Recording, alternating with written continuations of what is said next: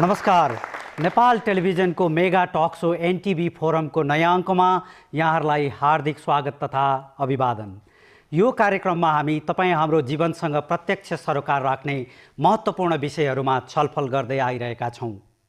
आजको कार्यक्रममा हामी वर्तमान सरकारको गठनको आधार, यसको म्यान्डेट, यसका सीमाहरू, यसको चुनौती र अवसरका बारेमा छलफल गर्न गइरहेका छौँ। छलफलको सुरुवात गरौँ डाक्टर सङ्ग्रौलाबाट। यो सरकारको गठनको आधारलाई यहाँले कसरी हेर्नु भएको छ?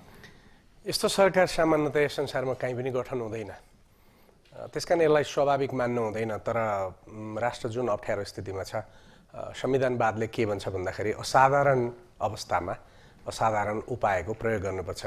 राजनीतिज्ञहरूले सरकार बनाउन नसकेको स्थितिमा उनीहरूको सहमतिबाट यो सरकारलाई निर्वाचन गर्ने अधिकारसहित गठन गरे हो। त्यसकारण कहिले कहिले राष्ट्रमा यस्तो हुन्छ, यसलाई स्वीकार्नु बाहेक यसलाई स्वाभाविक जीवन पद्धतिको रूपमा ग्रहण गर्नु हुँदैन। यो सरकार जुन छ 11 बुँदे राजनीतिक सहमति र 25 बुँदे बाधा अड्काउ फुकाउको सहमति छ। यो आधारहरूबाट हेर्दाखेरि यो सरकारलाई सरकारको उद्देश्य के हुनुपर्छ भन्ने तपाईँ ठान्नुहुन्छ? प्रश्न छ। 11 बुँदे सहमतिमा पनि यो सरकारको गठनको जम्मा उद्देश्य भनेको निर्वाचन हो। अन्तरिम संविधानको घोषणा र त्योभन्दा अगाडिको बृहत शान्ति सम्झौतामा संविधान सभाबाट संविधान बनाउने भन्ने कुरा छ। दुर्भाग्यवश त्यो संविधान बन्न नसकेको स्थितिमा फेरि पनि एकपल्ट राष्ट्रले त्यसरी नै संविधान सभाबाट संविधान बनाउनुपर्छ भन्नका लागि बाधा अड्काउ फुकाउने व्यवस्था छ संविधानमा 158मा, त्यो प्रयोग गरेर राजनीतिज्ञहरू बाहिर बसेर निर्वाचन गर्ने प्रणालीको लागि मात्रै यो सरकारको गठन भएको हो। संविधानवादको दृष्टिबाट हेर्दाखेरि र अन्तरिम संविधानको स्पिरिटबाट हेर्दाखेरि यसले चाहिँ यो जे भएको छ यो सरकार अस्वाभाविक अवस्थाको स्वाभाविक सरकार हो भन्ने यहाँलाई लाग्छ? संविधानमा के भनिन्छ भन्दाखेरि जबसम्म सामान्य नियम जेनरल रुलले काम गर्छ त्यति बेला जेनरल रुल एप्लाई गर्नुपर्छ। त्यो सामान्य नियम जब त्यसले काम गर्दैन तब अपवाद प्रयोग गर्नुपर्छ। त्यसकारण अहिलेको सरकार भने अपवादको सरकार हो। म प्रोफेसर पोखरेलमा आउँ। यो सरकारको म्यान्डेट चाहिँ के होला राजनीतिक शास्त्रको दृष्टिले हेर्दाखेरि? अब हामी सबैजना लोकतन्त्रका कुरा गरिराखेका छौँ र यो क्रम 1997 विक्रम सम्बन्धदेखि नै सुरु भएको छ र संवैधानिक विकास जस्तो यहाँले सुरुमा भन्नुभयो त्यस दृष्टिकोणले हेर्दा पनि अहिले हामीले 6वटा संविधान, नेपालको वैधानिक कानुन 2004 या 1948 तपाईँले जोड्नुहुन्छ भने 6औँ श्रृङ्खला हामीले पार गरिसकेको अवस्था हो। लोकतन्त्रको कुरा हामी गरिराखेका छौँ। लोकतन्त्रका अवयवहरू या आधारभूत मान्यताहरू, त्यसमा आधारभूत सिद्धान्तहरू के हुन् भन्नेतिर चाहिँ नि हाम्रो लिडरसिपले अहिलेसम्म पटक्कै सोच राखेको पाइएन। अब अहिले वर्तमान अवस्थामा आइसकेपछि आइटीको युगमा, ग्लोबल भिलेजको युगमा आइसकेपछि त इन्फर्मेसन टेक्नोलोजीले पनि ल्याएको जुन परिवर्तन छ, हाँक पनि छ, अवसर पनि छ, चुनौती पनि छ, ती सबै कुराहरूबाट पनि आँखा चिम्ले जस्तो गरी आफ्नो मात्रै राग लापेर प्रजातन्त्रलाई सफल पार्न बहुत गाह्रो हुन्छ। केही सैद्धान्तिक मान्यता प्रिजम्सनहरू हामी साँच्चै नै लिबरल डेमोक्रेसीमै गइराखेका छौँ कि अथवा सोसियल डेमोक्रेसीको लागि कम्प्रोमाइज गर्नुपर्छ कि? अब जस्तो हामी सबैलाई थाहा भएको छ कि समाजमा अनेकौँ अन्तर्विरोधहरू छन्, अभावहरू छन्, असमानता पनि छ, त्यो स्वीकार गरेको विषय पनि छ। त्यति हुँदाहुँदै पनि हाम्रो राजनीतिक दलहरू 2 वर्षको म्यान्डेट लिएको ठाउँमा 4 वर्ष पुग्दाखेरि पनि अहिले पनि तपाईँकै प्रश्नमा पनि म के देख्छु भने कहीँ यो असफल त हुने होइन, कहीँ यो डिरेल त हुने होइन, कहीँ अझ भाषमा चाहिँ यो देश जाने होइन भन्ने आशंका देखिन्छ। तर यसो गरौँ, जस्तो अघि डाक्टर सङ्ग्रौलाले भन्नुभयो यो असमान परिस्थिति हो, म पनि स्वीकार्छु त्यसलाई। तर के छ भने असमान परिस्थिति, अन्योलपूर्ण स्थिति, आशंकाहरू हुँदाहुँदै पनि एउटा हामीहरूको नेपाली उखान पनि छ, हरेक कालो बादलमा चाँदीको घेरा हुन्छ। हामी आशा गरौँ, कामना गरौँ यो सरकारले सीमित जुन म्यान्डेट पाएको छ निर्वाचन गर्ने त्यो पुरा गरोस्। यसो गर्ने यदि सकेछ भने मलाई लाग्दछ त्यो नराम्रो मध्येमा पनि अब हामीले बाध्यात्मक स्थितिमा स्वीकार गरेकोले राम्रै परिणति दिन्छ होला। अझ होइन भने फेरि पुनर्मुसीको भयो भने त अनन्तकालसम्म द्वन्द्वको उसमा यो देश फसिरहने सम्भावना पनि छ। त्यो जुन जोखिम छ फेरि यथास्थितिमा फर्किने, यो सरकारको जुन गोल छ, लक्ष्य छ, त्यो लक्ष्य पुरा नहुने अवस्था आएकोमा कस्तो किसिमको चाहिँ अप्ठ्यारो होला? अब पुनर्मुसीको भयो भने प्रश्नै छ नि। अब यहाँलाई थाहा छ, धेरै जसोलाई थाहा छ कि एक थरी व्यक्तिहरू जुन शक्तिलाई प्रतिनिधित्व गर्थे ती शक्तिहरू पनि अहिले निकै बौरिएको अवस्था छ, टड्कालु देखिएको पनि छ। त्यो किन पनि भयो भने अहिलेको वर्तमान हाम्रा राजनीतिका खेलाडीहरूले, नेताजीहरूले राम्रो कार्य सम्पादन गर्न नसकेरै हो। त्यसकारणले त्यो अवसर पाइरहेको अवस्था छ। फेरि त्यतैपट्टि गएर प्रतिगमन, अब नेतैहरूको शब्द सापट्टि लिउँ न, प्रतिगमन नै भएछ भने पनि पुनर्बुसीको त भइगयो। यदि होइन फेरि समाज फेरि द्वन्द्वमै गयो, बसमा बम ब्लास्ट हुने, मान्छे झिकेर पोल्ने भनेपछि पनि स्थिति त उही आउँछ, अझ जटिल होला। त्यसो भएको हुनाले अब राष्ट्रियताको दृष्टिकोणले भन्नुहुन्छ भने त ट्रिटी, सुगौलीको ट्रिटीभन्दा यता यति अप्ठ्यारो स्थितिमा यो देश कहिले पुगेको जस्तो मैले अध्ययन गर्दाखेरि चाहिँ पाएको छुइनँ। धर्मेन्द्रजी, यो के छ, यो सरकारसँग मूलतः एउटा मात्रै म्यान्डेट छ, त्यो भनेको निर्वाचन गराउने हो। निर्वाचन गराउन सक्यो भने सरकार सफल हुन्छ, निर्वाचन गराउन सकेन भने सरकार असफल हुन्छ भन्ने हामीले मान्नुपर्छ। र मलाई लाग्छ निर्वाचन गराउन सक्यो भने धेरै जसो प्रश्नहरू आपसे आप खत्म भएर जान्छन्, यो सरकारसँग जोडिएका कुराहरू। र यदि सरकार असफल भयो भने अन्य थुप्रै प्रश्नहरू पनि अगाडि आउँछन् भन्ने जस्तो लाग्छ मलाई। एउटा कुरा के छ भन्दाखेरि कुनै पनि लोकतन्त्रमा हामीले कुरा गर्दाखेरि, यहाँ डाक्टर सङ्ग्रलाल हुनुहुन्छ, डाक्टर पोखरेल हुनुहुन्छ, मभन्दा बढी उहाँहरू विज्ञ हुनु, जसका सन्दर्भमा कुनै पनि देशमा यदि समस्या आएछ भने त्यो समस्याहरूको समाधान गर्ने माध्यम भनेको निर्वाचन नै हो। अन्य जब कुनै पनि समस्याबाट, अन्य कुनै पनि उपायबाट समाधान यदि हुन सक्दैन भने समस्याहरू, त्यो समस्याहरू निर्वाचनबाट समाधान गर्ने हो। र त्यो निर्वाचन हामी कहाँ अहिले देखिएको के छ भने यो सरकार के छ भने लोकतन्त्रलाई ट्र्याकमा ल्याउनका लागि भनेर अलोकतान्त्रिक बाटोबाट, अलोकतान्त्रिक प्रक्रियाबाट बनेको सरकार हो। यो चाहिँ मेरो बुझाइ चाहिँ लोकतान्त्रिक प्रक्रियामा देशलाई फर्काउनलाई अलोकतान्त्रिक प्रक्रिया अपनाएर बनेको सरकार हो यो, र स्वीकार गरिएको छ। किन भन्दाखेरि यसले निर्वाचन गराउँछ भनेर, प्रजातन्त्रलाई लिकमा लिएर आउँछ भन्ने विश्वासमा।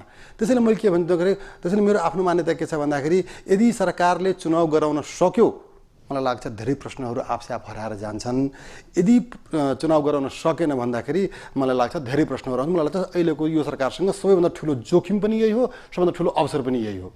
तपाईँको चुनाव गराउनको लागि अप्ठ्यारो के देख्नुहुन्छ? होइन, चुनाव गराउनका लागि त मलाई के लाग्छ भन्दाखेरि सबैभन्दा पहिलो त मलाई के लाग्छ भन्दाखेरि जुन तपाईँले 11 बुद्धेको कुरा गर्नुभयो, 25 बुद्धेको जुन कुरा गर्नुभएको छ, त्यो बाधाबाट भोगाएको, ती सबैको कुरा गर्ने भन्दाखेरि असारसम्म चुनाव गराउनुपर्छ भन्ने पहिलो म्यान्डेट हो यसलाई। असारमा कुनै कारणले चुनाव भएन छ भने अनि एकपटक बढाउन सक्ने भन्ने दिएको छ। तर सरकारको तपाईँले काम कारबाही प्रक्रियाहरू हेर्नुभयो भन्दाखेरि असारमा चुनाव हुन सक्ने कुनै पनि आधार म देख्दिनँ। कुनै पनि किन देख्नुहुन्न? अब जस्तै के छ भने आज तपाईँको चैतको के छ भन्दाखेरि तपाईँको आज हामी करिब मध्यको अवस्थामा छौँ। वैशाख र जेठ हामीले जोड्ने भन्दाखेरि 60-75 दिन हुन्छ। असारमा कहिले चुनाव गर्ने मलाई थाहा छैन। 90 दिन के छ, कम्तीमा के छ भने चुनाव हुनुभन्दा अगाडि त 90 दिनको प्रक्रिया त पुरा गर्नु पर्ला नि त।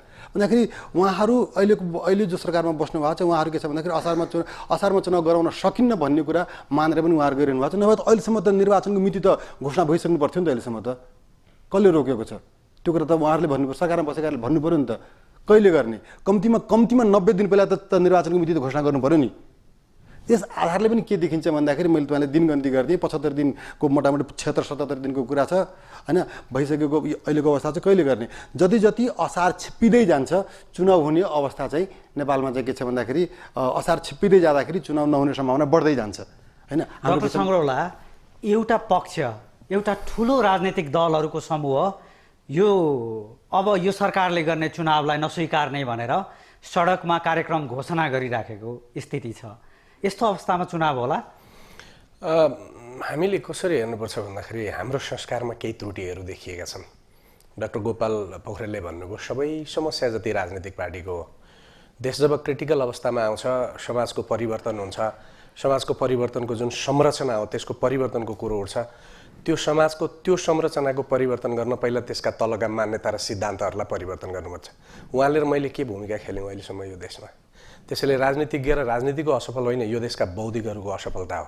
चुनाव हुन्छ कि हुँदैन र कसरी हुन्छ भन्ने बारेमा डाक्टर गोपाल पोखरेल र युवराज सङ्ग्रौला, धर्मेन्द्र जस्ता मान्छे देशमा निक्लिन्छन्।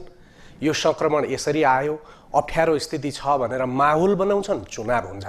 होइन यो राजनीतिक पार्टीले चुनाव गराइदिनुपर्छ, सरकारले चुनाव गराइदिनुपर्छ, हामी आराम गरेर बस्छौँ, देश उनीहरूले राम्रो बनाइदिएपछि हामीले तर मार्नुपर्छ भनेर हामी बुद्धिजीवी चाहिँ बोलिरहन्छौँ भने कहाँबाट चुनाव हुन्छ?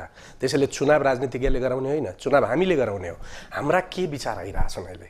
विचार केही पनि छैन। जबसम्म यो देशको बौद्धिक जमातले देशलाई दर्शन, चिन्तन र मान्यता दिन सक्दैन, कसरी राजनीतिज्ञहरूले काम गर्छन्, कसरी निर्वाचन आयोगले काम गर्छ, कसरी प्रधानमन्त्रीले काम गर्छ? त्यसैले हामी अर्काको मादल बजाएर आफू मादल नबजाउने, अर्काले मादल बजाएको गलत देख्ने मान्छेहरूका देशमा चुनाव हुन पनि सक्छ, नहुन पनि सक्छ। समाजका अगुवाहरूको अगुवाई चाहियो चुनाव। एक्ज्याक्टली। राजनीतिक पार्टीका नेता समाजमा कहिले पनि अगुवा होइनन्। हेर्नुहोस्, फ्रान्सको रिभोल्युसन हेर्नुहोस्, बुद्धिजीवी अगाडि आयो, त्यो राजनीतिज्ञले त काम मात्रै गर्यो। रसाको रिभोल्युसन हेर्नुहोस्, बुद्धिजीवीले दर्शन दियो, त्यो दर्शनमा अगाडि आयो। अमेरिकाको रिभोल्युसन इन्डिपेन्डेन्स हेर्नुहोस्, बुद्धिजीवी थोमस पेन जस्ता मान्छे आए। डाक्टर गोपाल र युवराज कहाँ छन् थाहा छैन। प्रोफेसर पोखरेललाई म यही कुरा राखौँ, एउटा ठुलो राजनीतिक समूहहरूको जमात चाहिँ यो सरकारले गराएको चुनाव चाहिँ हामी मान्दैनौँ भनेर विरोधका कार्यक्रमहरू सार्वजनिक गरिरहेको अवस्था छ। राजनीतिक शास्त्रीको आँखाबाट तपाईँ यसलाई कसरी हेर्नुहुन्छ? यथार्थ चाहिँ अहिले के पनि छ भने हामी बुद्धिजीवीहरू, अगुवाहरू, नागरिक समाजका सदस्यहरू चाहिँ पनि अलिकति कम्पार्टमेन्टलाइज भन्छ नि, फ्रेगमेन्टेड छौँ। नागरिक समाज पनि अगुवाहरू पनि विभाजित छन्। अगुवाहरू, नागरिक समाजहरू, मानव अधिकारवादीहरू र अथवा जेन्युन इन्टेलेक्चुअल्सहरू, बुद्धिजीवीहरूले चाहिँ देशको सङ्कट गइरहेकै छ। त्यसकारणले तिमीहरूले यसरी चाहिँ धर पाउँदैनौ भन्ने किसिमको कमसेकम नैतिक, हामीले त बन्दुक हान्ने त होइन, नैतिक दबाब दिने सक्ने किसिमको हैसियतमा पुग्दैनौँ। पत्रकार भन्नुहोस्, प्रोफेसनल्सहरू भन्नुहोस्, धेरै सङ्गठनहरू पनि छन्। यी सङ्गठनहरूले पनि एकछिनको लागि आफ्ना डिफरेन्सेसहरू, आफ्ना सोचहरू थाती राखेर राष्ट्रिय सोचमा एक ठाउँमा उभिने जमर्को जबसम्म गर्दैनन्, यो एक किसिमको लडखडाहट, अनिश्चितता, अन्यल चाहिँ चलि नै रहन्छ।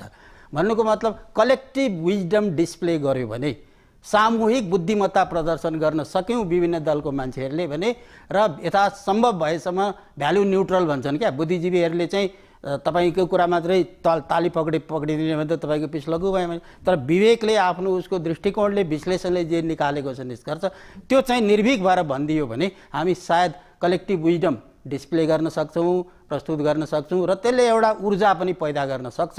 त्यो खण्ड जस्तो उहाँको कुरालाई मैले समर्थन गरेर के भन्छु भने, अब बुद्धिजीवीहरूले चाहिँ यता र उति पार्टीमा विभाजन नभइकन राष्ट्रिय स्वार्थको लागि, राष्ट्रिय निकासको लागि, जनताको हितको लागि, देशको कल्याणको लागि एक ठाउँमा आउने जमर्को गर्नुपर्छ। त्यसो भयो भने निकास आउला। धर्मेन्द्रजी, तर पछिल्लो दिनबाट गएर के देखियो भन्दाखेरि म अत्यन्तै दुःखका साथ भन्छु, म यो यसलाई अन्यथा नलियोस्, दलहरूका कारण दलहरूले कतै न कतै नेपालका बुद्धिजीवीहरूलाई भ्रष्ट बनायो भन्ने मेरो आरोप हो। भ्रष्ट इन द सेन्स, भ्रष्ट कुन अर्थ भन्दाखेरि आर्थिक चलखेल भएको छैन। त्यो बुद्धिजीवीहरूलाई के छ भनेदेखि आफ्नो प्रभावमा लिएर आफ्नो कुरा भन्न लगाउने जुन एउटा प्रक्रियाको थालनी हो, मलाई लाग्छ त्यो अत्यन्तै के छ भन्दाखेरि गैर जिम्मेवार प्रक्रिया हो। पछिल्लो अर्थमा गएर पछिल्लो दिनमा गएर बुद्धिजीवी जसरी स्वतन्त्र हुन सक्नुपर्दथ्यो, जुन स्पिरिटले बुद्धिजीवी कुरा आउन सक्नुपर्दथ्यो, मलाई लाग्छ आएन। पछिल्लो कालखण्डमा हेर्ने भन्दाखेरि यो राज्यका व्यथितिहरू र भ्रष्टाचारहरूका सम्बन्धमा मलाई लाग्छ बुद्धिजीवीहरूले नेतृत्व लिन सक्नु भएको छैन। यो एउटा पक्ष हो, तर अहिले चुनावको विपक्षमा उभिएका राजनीतिक शक्तिहरूलाई तपाईँ के भन्नुहुन्छ? होइन, त्यो मैले अघि नै भने राजनीतिक दलहरूलाई के छ भन्दाखेरि बाहेक गरेर अगाडि बढ्ने कल्पना गर्न सकिँदैन, त्यो सम्भवै हुँदैन। यसमा पनि के छ भन्दाखेरि अघि मैले भने जस्तै राजनीतिले नेतृत्व गर्नुपर्दछ। अहिलेको अवस्थामा पनि अहिलेको सरकार हो, अहिलेको यो सरकारले के छ भन्दाखेरि नेतृत्व गर्ने भन्दाखेरि बुद्धिजीवीहरूलाई पनि समेट्ने, सम्पूर्णलाई निर्वाचनको माहौल त बनाउनु पर्यो नि त। माहौल बनाउने काम उहाँहरूको हो, निर्वाचनलाई हामी सहयोग गर्ने हो। म डाक्टर सङ्ग्रासँग म सहमत छु।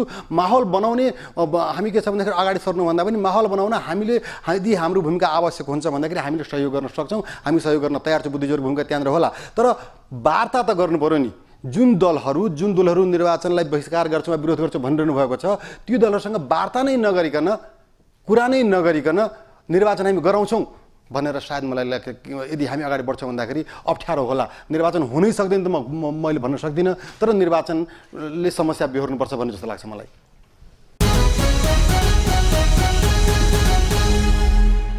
आजको कार्यक्रममा हामी यो सरकारको गठनको आधार, यसको म्यान्डेट, यसको चुनौती, अवसर र सीमाहरूको बारेमा छलफल गर्दैछौँ।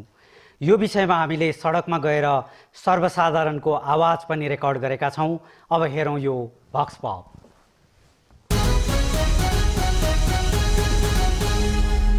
निर्धक्कसँग जनताले भोट हाल्न पाउने त्यो चाहिँ त्यसको सुनिश्चितता यो सरकारले गरिदियोस् भन्ने चाहिँ एउटा जनताको छ। यो चाहिँ कुनै राजनीतिक पार्टीको सरकार होइन, हामी एउटा जनताको प्रतिनिधि जस्तो अब सरकारमा बसेको चाहिँ प्रतिनिधि वरिष्ठ मान्छेको चाहिँ सरकार हो। अनि यो सरकारले चुनाव गराउनुपर्छ, हामी चाहिँ विश्वस्त छौँ। जस्तो यो संसदीय दलहरूको अनुभव त्यति प्राप्त नभएको कारणले चाहिँ अरू दलहरूलाई समेट्ने कुरामा चाहिँ अलिकति चुक्छ र अलिकति सम्भावना छैन भन्ने पनि लाग्छ। त्यो कारणले हुन्छ भन्ने सम्भावना चाहिँ अलि बढी छ, त्यस कारणले अलिकति निष्पक्ष चाहिँ हुनसक्छ भन्ने लाग्छ मलाई चाहिँ। जुन दल अहिले सडक सङ्घर्षमा छ यो दललाई सहमतिमा नल्याएसम्म मलाई लाग्छ यो चुनाव पनि हुन सक्दैन र यो सरकारले मुख्यतया जिम्मेवारी पाएको चुनावको जिम्मेवारी पाएको अन्तरिम चुनावी मन्त्री परिषद भन्ने नाम दिएको छ। यसले कुनै पनि हालतमा चुनाव गराउन सक्दैन। ब्युरोक्राटको माथिल्लो लेभलमा पुगेका व्यक्तिहरू, बौद्धिक व्यक्तिहरू र उनीहरूलाई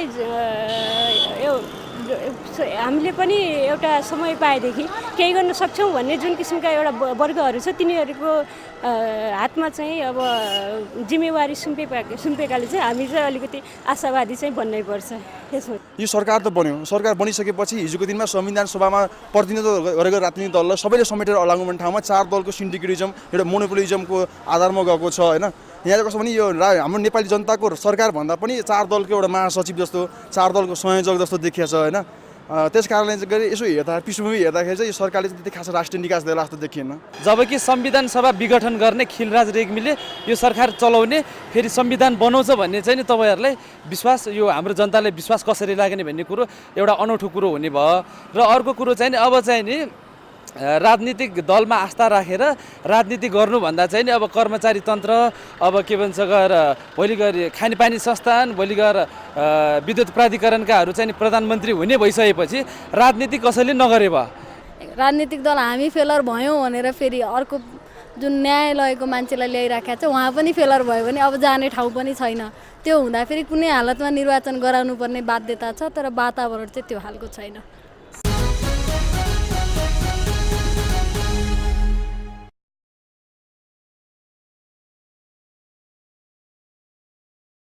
मलाई चाहिँ के लाग्छ भने यो जुन अहिले भइरहेछ प्रधानमन्त्री हामीले बनिरहेका छौँ उहाँ चाहिँ एउटा यो माओवादीको कठपुतली जस्तो एउटा कर्मचारीले देश हाँक्न थालेपछि नेताहरूले अभियसली उहाँहरूले अब छोड्नु नै पर्छ होला यो देश, अथवा डिसमिस गर्नुपर्छ होला पार्टीको कुनै पनि कर्मचारी, पार्टीका कुनै पनि जुन पार्टीगत छ त्यसलाई।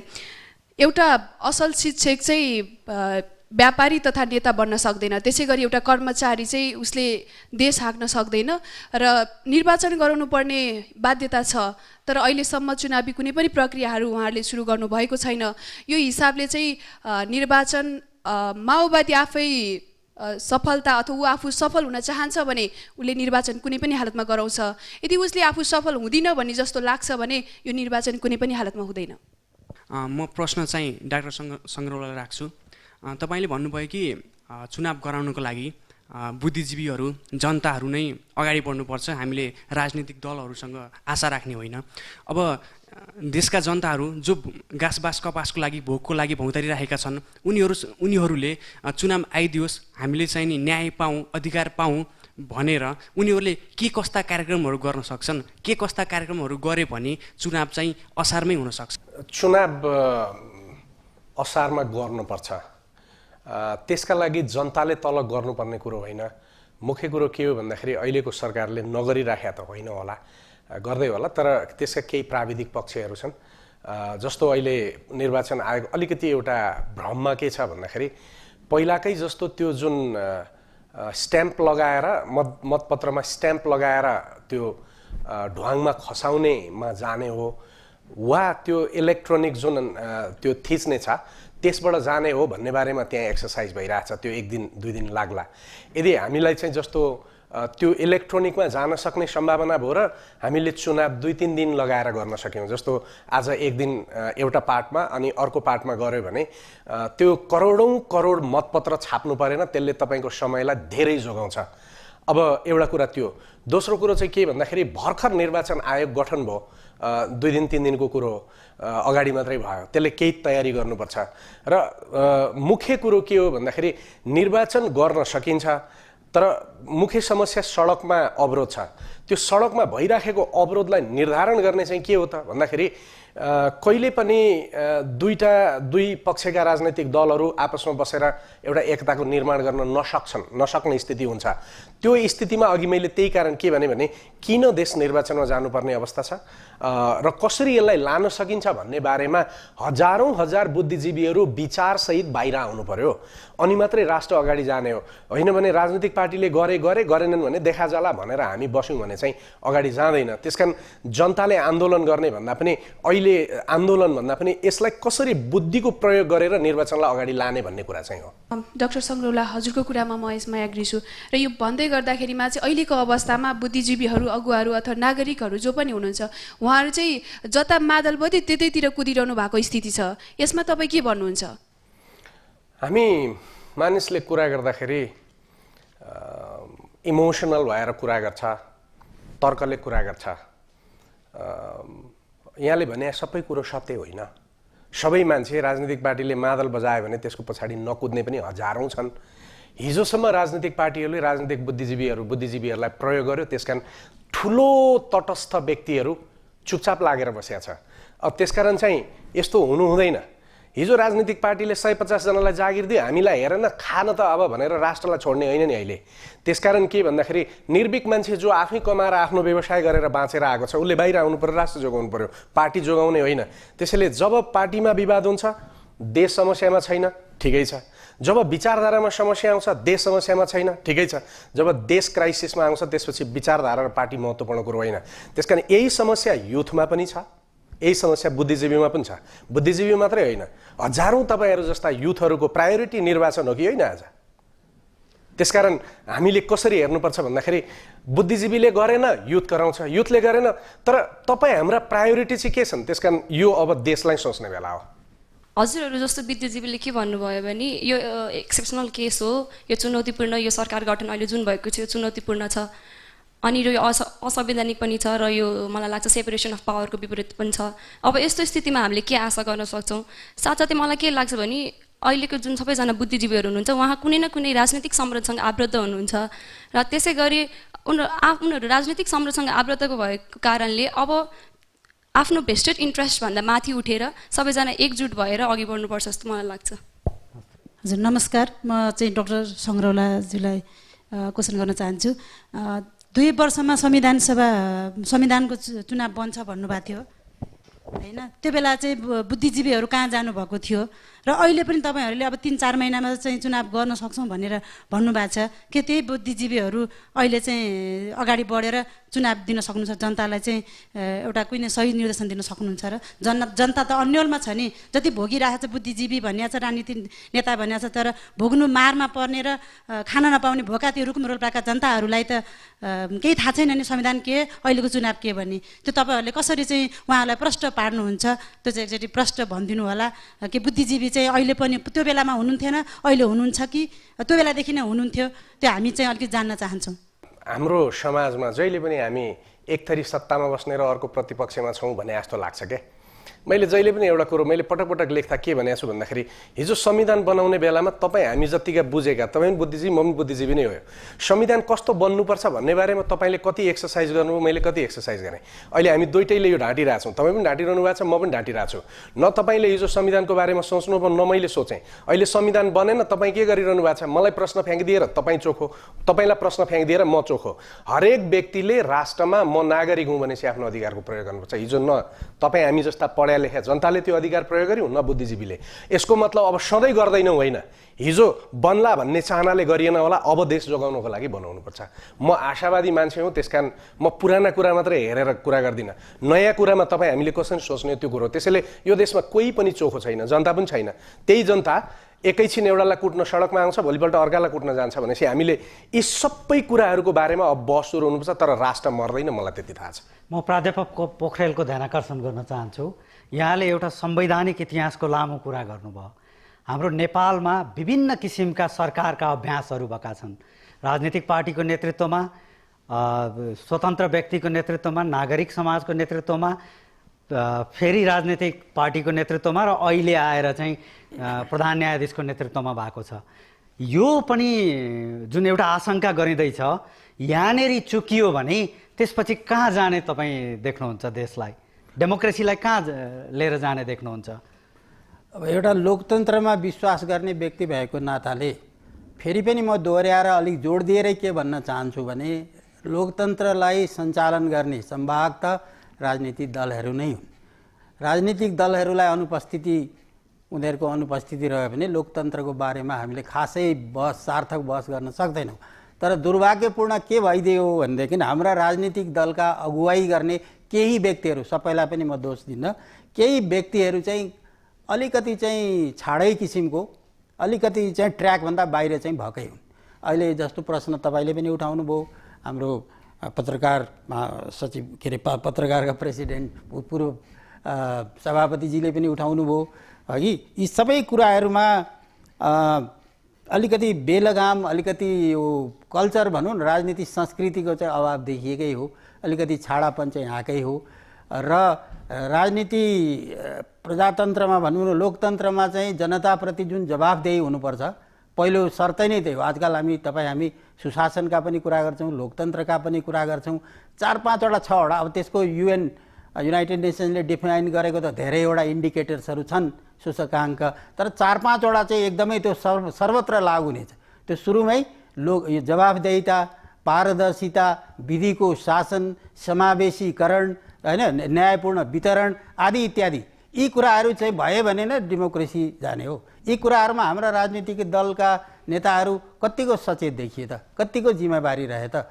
त्यो त त्यति साह्रो देखिएन। खालि कुर्सीकै घुमफेरीमा अहिले हामीले 4 वर्ष सिद्ध्यायौँ। अब रह्यो प्रश्न के छ भने फेरि यो भुमरीमा पर्छ कि पर्दैन भन्ने कुरो चाहिँ अब हेर्नुहोस्, कहिलेकाहीँ प्रक्रियाबाट चुकियो भने के हुन्छ? चुकियो भने चाहिँ अलिकति नेपाली जनताले दुःख त पाएकै छन्, होइन, अझ केही लामो दुःख पीडा हुने हो कि भन्ने आशंका हो। तर जनताहरू सधैँभरि चाहिँ निरीह भएर चाहिँ बस्दैनन्। जस्तो 104 वर्षमा राणा शासन त फ्याले नि, 104 वर्ष। धर्मेन्द्रजी, जुन अब यो प्रक्रियाबाट पनि चुकियो भने नयाँ तानाशाहको जन्म हुन्छ भन्ने आशंका चाहिँ, अराजकता बढ्छ र नयाँ तानाशाहको र नेपाली राजनीतिक इतिहासमा नयाँ अभ्यासको सुरुवात नयाँ ढङ्गले गर्नुपर्ने अवस्था आउँछ भनेर यो बौद्धिक सर्कलमा चाहिँ यो चाहिँ आशंकाको विषय बनेको छ। तपाईँले कसरी हेर्नुहुन्छ यसलाई? म यस्ता कुरा मैले पनि सुन्ने गरेको छु, होइन।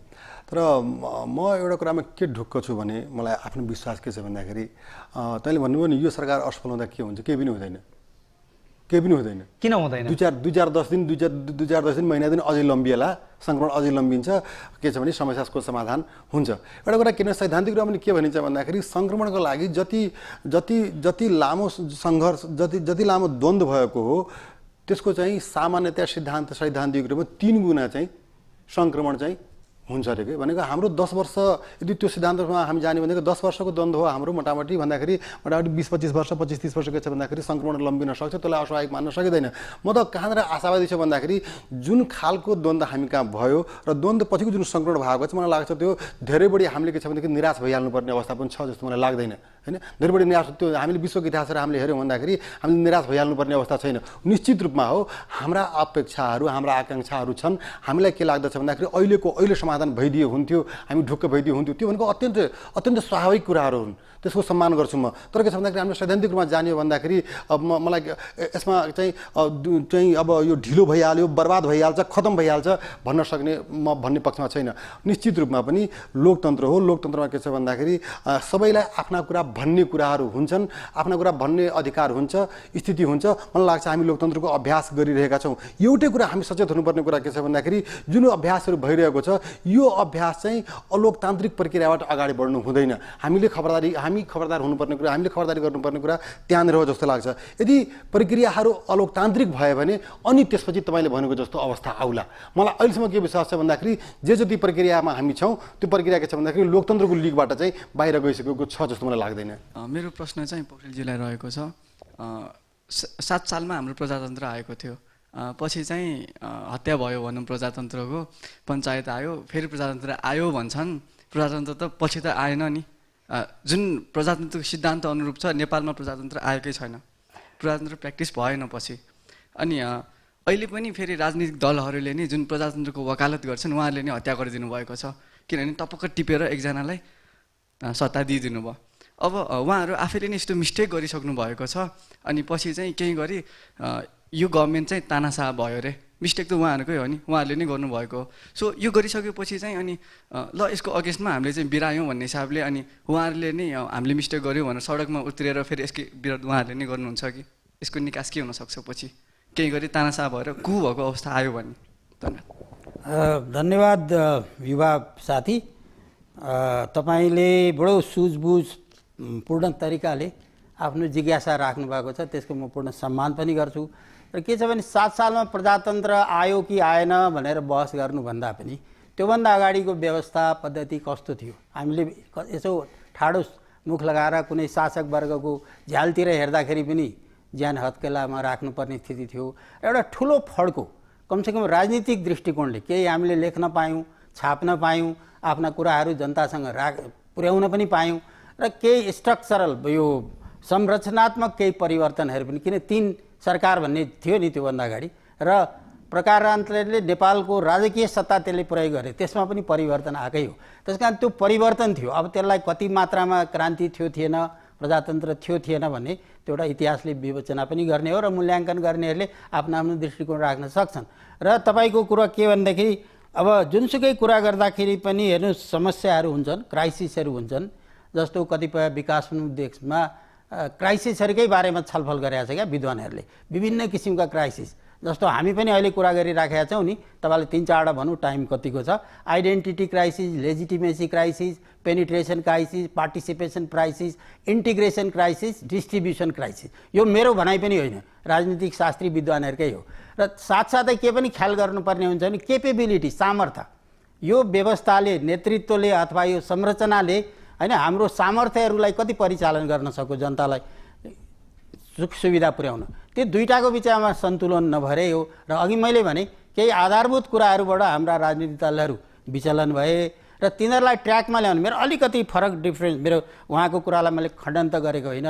प्रोफेसर सङ्ग्रौलाले बुद्धिजीवीहरू आउनुपर्छ भन्नुभयो, म चाहिँ बुद्धिजीवीहरूले लिड गर्ने चाहिँ भन्दिनँ। वाचडगको, सशक्त वाचडगको भिजिलेन्स भएर चाहिँ तिमीहरू ठिक छैनौ लेखेर हुन्छ कि भनेर हुन्छ कि बहस चलाएर हुन्छ कि हो, फेरि पनि नेतृत्व चाहिँ राजनीतिक दललाई नै दिने हो। र जनताले अब निर्वाचन यदि भएछ भने सामयिक यो नेतृत्व परिवर्तन पनि गर्न सक्छन्। समस्यामा निर्वाचन चाहिँ हुनै पर्यो।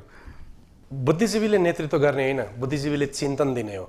दोस्रो कुरो, यो सङ्क्रमणलाई महर्जनजीले भनेको कुरालाई कसरी हेर्नुपर्छ भन्दाखेरि यो सङ्क्रमण राजनीतिको मात्रै होइन, एउटा नयाँ नेतृत्व निर्माणको लागि हो। त्यसैले के देखाउँछ भने पुरानो चिज भत्काएर मात्रै हुँदैन, नयाँ परम्परा निर्माण गर्नुपर्छ। अहिलेको युथले आफ्नो नेतृत्व निर्माण गरिसकेका छैन, त्यसकारण त्यहाँ उहाँहरू हुनुहुन्छ। त्यसैले अरू 10 वर्ष जबसम्म तपाईँको नेतृत्व तयार हुँदैन यो हुन्छ। त्यसकारण हामीले कसरी हेर्नुपर्छ भन्दाखेरि अघि पोखरेलजीले भनेका ती जुन आइडेन्टिटी, त्यो आइडेन्टिटी उहाँ र मसँगको समस्या हो, तपाईँहरूको होइन। तपाईँको लेभलमा त्यो आइडेन्टिटीको क्राइसिस छैन। त्यसैले जब तपाईँको नेतृत्व डेभलप हुन्छ, देश अगाडि जान्छ। त्यो नआउन्जेलसम्म हामीले भैँचालोले घर लड्ला र घरमा बस्दिनँ भन्ने होइन। आइदर त्यो घरलाई छोडेर नयाँ घर बनाउनुहोस् या त्यो घरलाई भैँचालोले लडे पनि मरिएला बस्छु भनेर बस्नुहोस्। त्यस कारण यो प्रब्लम तपाईँहरूको हो। ठुल्ठुला नेताहरू जो देश खाएर शेष भएका हुनुहुन्छ, उहाँहरूले त चलाउन नसकेको यो कर्मचारीहरूले के सक्लान् त चलाउन? त्यही त यो मैले बोलिहालेँ, यो हामीले यस्तो पूर्वाग्रह राख्नु हुँदैन। संसार चलाउने राजनीतिज्ञले मात्रै हो भन्ने चाहिँ होइन। कसरी ती कर्मचारीले चाहिँ राजनीति बुझ्दैनन् भन्ने हामी कल्पना गर्न सक्छौँ। हुनसक्छ पुरानो राजनीतिज्ञले भन्दा ती राम्रो दिन पनि सक्छन्, नदिन पनि सक्छन्। त्यसकारण प्रश्न के भन्दाखेरि महत्त्वपूर्ण कुरो के भने देशलाई अहिले चाहिएको चिन्तन हो, व्यक्ति महत्त्वपूर्ण होइन। त्यसकारण चिन्तन, हामी कुन चिन्तनबाट देशलाई अगाडि लान्छौँ भन्ने बारेमा तपाईँहरूको बिचमा बहस हुनुपर्छ। अब छोटोमा सार कुरा भनिदिनुहोस्, अहिलेको सरकारको कसरी अगाडि गयो भने ट्र्याकिङ हुन्छ डेमोक्रेसी? पहिलो कुरो, यसले निर्भीकताका साथ काम गर्नुपर्छ। यसले त्यो राजनैतिक संयन्त्रको कुरो सुन्नुहुन्न। दोस्रो कुरो, यसले निर्वाचनको घोषणा गर्नुपर्छ र आधुनिक प्रविधिहरू प्रयोग गरेर निर्वाचन आयोगलाई र सुरक्षालाई राम्रोसँग प्रत्याभूत गराएर निर्वाचनको प्रक्रियामा अगाडि जानुपर्छ। जनतालाई निर्वाचनमा अगाडि आउन आह्वान गर्नुपर्छ र इमिडिएटली यो सरकारले सडकमा आन्दोलनमा गएका जुन राजनीतिक दलहरू हुन् उनीहरूसँग बसेर छलफल गर भनेर तुरुन्तै निर्देशन दिनुपर्छ र त्यो समूह जो सडकमा छ त्यसभित्र 3 खालका छन्। एक खाल रियल्ली यो चुनाव निष्पक्ष होस् भनेर माग्ने छ, एक खालको राजनीतिक शक्ति विचारधाराको बिचमा अलिकति कन्फ्लिक्ट भएको छ, एक थरी चाहिँ हिजो सरकारमा पनि बसेका सत्ताकै नपाएको कारणले रिसले गएकाहरू छन्। त्यसकारण त्यसलाई छुट्याएर वास्तवमा जसको भनाइ जिनियन छ त्योसँग बसेर वार्ता गर्नुपर्छ। धर्मेन्द्रजी, प्रजातन्त्रलाई लिकमा लिएर आउन यो सरकार कसरी अगाडि बढ्नुपर्छ? म यहाँ साथीहरूको कुरासँग म अत्यन्तै बढी सहमत छु। र उहाँहरूले जुन आशंका व्यक्त गर्दै हुनुहुन्छ त्यो अत्यन्त स्वाभाविक आशंका हो कि कर्मचारीले सरकार चलाउन सक्ला वा न्यायालयले सरकार चलाउन सक्ला भन्ने कुरो। मेरो आफ्नो मान्यता के छ भन्दाखेरि अहिलेको अवस्थामा यो प्रधान न्यायाधीशले भन्दा पनि न्यायालयले सरकार चलाइरहेको अवस्था हो भन्छु म चाहिँ व्यक्तिगत रूपमा। किनभने प्रधान न्यायाधीशले राजमा दिनुभएको छैन होइन। न्यायालयले के छ भने सरकार चलाइरहेको अवस्था छ। अघि बहिनीले उठाउनु भयो जस्तै सेपरेसन अफ पावरको कुरा आदि इत्यादि होला। त्यसैले म के भन्छु भन्दाखेरि सबैभन्दा मूल कुरा के छ भन्दाखेरि अहिलेको सरकारले सबैभन्दा पहिला आम जनताका बिचमा गएर विश्वास सिर्जना गर्न सक्नु पर्यो होइन। हामी नेपाली जनताका लागि हौँ, हामी कुनै दलका होइनौँ, कुनै के छ भने कसैको हामीलाई के छ भने हामी कसैका ट्याग लगाएका होइनौँ, हामी निर्वाचन गराउँछौँ, हामीलाई निर्वाचन गर्न सहयोग गर्नुहोस् भनेर मलाई लाग्छ सबैभन्दा एक सूत्रीय कार्यक्रम लिएर जान सक्यो भने सरकार सफल हुन्छ। होइन भने के छ भन्दाखेरि जुन यो युवा वर्गहरूले जुन यो भावना छ यो भावनालाई के छ भने यो अहिलेको सरकारले सम्बोधन गर्नै पर्छ कि हामी भनेको कुनै जुनसुकै प्रक्रियाबाट आएको भए पनि म त्यो कुरा गरौँला। तर यहाँ कुरा गर्दाखेरि जुनसुकै अब त सरकार आइसकेको छ, सरकार बनिसकेको छ होइन। त्यसले गर्दाखेरि यो सरकारले एक सूत्रीय रूपमा जनताका बिचमा विश्वास सिर्जना गर्न सक्नु पर्यो। चुनाव हुन्छ, हामी चुनाव गराउन सक्छौँ, हामी सक्षम छौँ भन्ने कुरा जबसम्म उहाँहरूले स्थापित गर्न सक्नुहुन्न मलाई लाग्छ चुनावको वातावरण पनि बन्दैन, चुनाव गराउनु पनि गाह्रो हुन्छ। प्राध्यापक पोखरेल, सारमा तपाईँको भनाइ के छ? अब यति बेलामा विश्वासको सङ्कट छ भन्ने कुरा त सबैले हामीले स्वीकारै गऱ्यौँ है। अब युवा साथीहरूले पनि सहभागी साथीहरूले पनि यस्तै किसिमको चासो राख्नुभयो, त्यसमा अन्यथा कसैले पनि लिएको पनि छैन। अब यो विश्वासको सङ्कटलाई अलिक सहज पार्न जस्तो अघि भन्नुभयो हाम्रो डाक्टर सङ्ग्रौलाले पनि कि जेन्युन जसका मागहरू छन् भनाइहरू छन् तिनीहरूसँग बसेर छलफल गर्दा के बिग्रिन्थ्यो। आखिर यिनै दलका यी नेता र सदस्यहरू थिए, संविधान सभामा पनि थिए, तिनीहरूसँग सँगै एउटै थलोमा बसेर छलफल गरियो, काम पनि कतिपय भएको छ भनिन्छ भने उनीहरूको कुराहरू सुन्नलाई उनीहरूले एकचोटि सरसल्लाह गरेर गोलमेज र तपाईँहरूको भनाइ के छ त भनेर भन्दाखेरि अहिलेको सरकारलाई त्यो बिग्रिने जस्तो म केही पनि देख्दिनँ। दोस्रो कुरो चाहिँ के भन्दाखेरि यो के अरे शङ्का र लङ्का जस्तो अहिले हामी सबैले भनेको कुरा के हो भने मानेको कुरो के हो भने यो सहज परिस्थिति त होइन नि। त्यस कारणले यस्तो असहज परिस्थिति हो, एकले अर्कालाई विश्वास नगर्ने वातावरण भइदिँदाखेरि न्यायमूर्तिलाई ल्याइएको र कतिपय अन्य देशमा पनि केही समय अगाडि केही वर्ष अगाडिसम्म बङ्गलादेशले पनि यो अभ्यास गर्यो, अहिले त छैन। तैपनि अब यो निकासको लागि यसले लार्ज डेमोक्रेसीलाई संस्थापन गर्नलाई ट्र्याकमा ल्याउनलाई मद्दत गर्छ भने यो प्रयोग पनि गरी हेरौँ न। अब धैर्य लिनुहोस् तपाईँहरू, हामी सबैले सहयोग गरौँ, सबैजना लागौँ, सचेत हौँ। त्यसो भयो भने मलाई लाग्छ यसले सकारात्मक नै परिणाम दिन्छ होला। आजको कार्यक्रममा हामीले वर्तमान सरकारको गठनको आधार, यसको म्यान्डेट, यसको सीमा, अवसर र चुनौती बारेमा छलफल गऱ्यौँ। यहाँहरूलाई हाम्रो कार्यक्रम कस्तो लागिरहेको छ? आफ्ना सुझाव तथा प्रतिक्रियाहरू पठाउन नभुल्नुहोला। यसका साथै एनटिभी फोरम युनिटलाई आजको कार्यक्रमबाट आज्ञा दिनुहोस्। नमस्कार।